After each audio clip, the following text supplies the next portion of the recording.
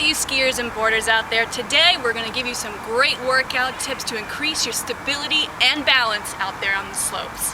One of the first exercises that we have today is a single leg forward kick to a backward kick. Now you'll notice that Peter is starting with his knee up. He's lifting that up first, and then he's extending through his heel forward.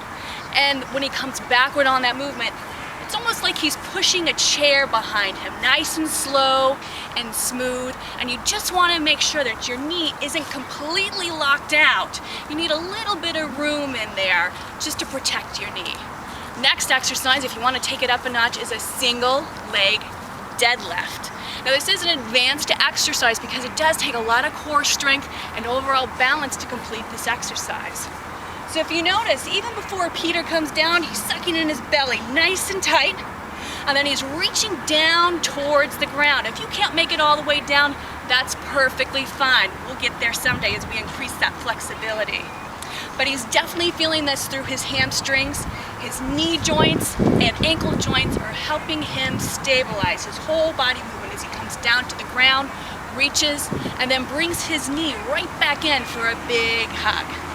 Next exercise we have is skater jumps. This requires some plyometric power. Basically, you're spring loading those legs before you take a jump side to side. And as you become more proficient at this, you can hold it on one side for 2 seconds and hold it on the other side for 2 seconds to increase the difficulty. Also, adding something like those blue Bosu balls and jumping from side to side is a great way to take it up a notch, especially for those of you who like to jump off the fresh powder. Last exercise that we have is a bird dog.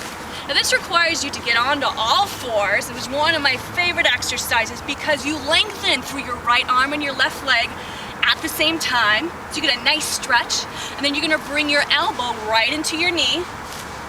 You see that Peter brings it all the way in and touches before he extends all the way out again. Now don't get frustrated if you can't do this at the first time you do it. It takes muscle memory in order to really get these exercises down to a T. Thanks so much for joining us. We'll see you next time.